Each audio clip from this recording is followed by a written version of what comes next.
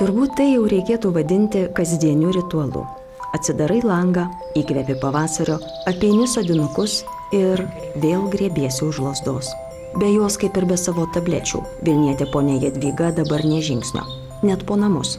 Atrodo, jei vėl pargrius, lūžių skausmo nebepakels. Ypač žiemą, tai aš net bijau ir išeiti, jeigu kada pasižiūriu per langą, ar kur slidu, ar ką, tai aš jau neinu, jau vaikai atveža tada produktų ir vasarą tai išvažiuoju, sodas yra, tai aš sode dar ir paraviu, ir palaistau, ir pasodinu, aš pasilenkusi galiu būti. Bet taip jau reikia kiekvieną kartą minti, jau kaip tas kojas pastatyti, jau reikia labai atsargiai.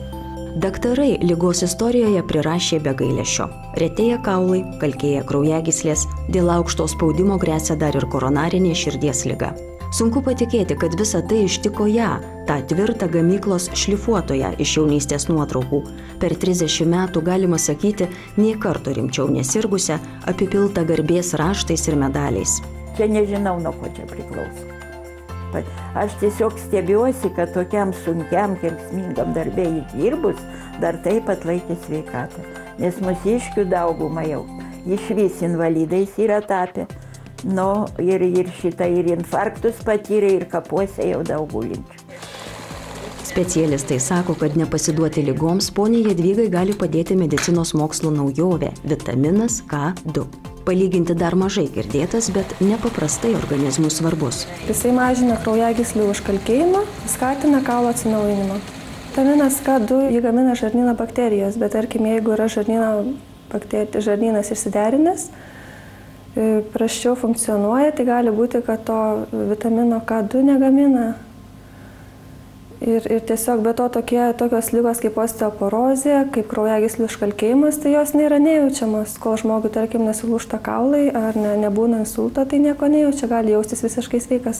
Nustatyta, kad vitaminas K2 organizme perneša kalcį ten, kur jo labiausiai reikia. Tai yra, neleidžia jam pernelyg prisikaupti kraujagyslėse, bet skatina įsitvirtinti kauluose.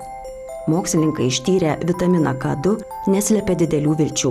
Yra požymių, kad K2 netgi gali sumažinti riziką susirgti vėžiu.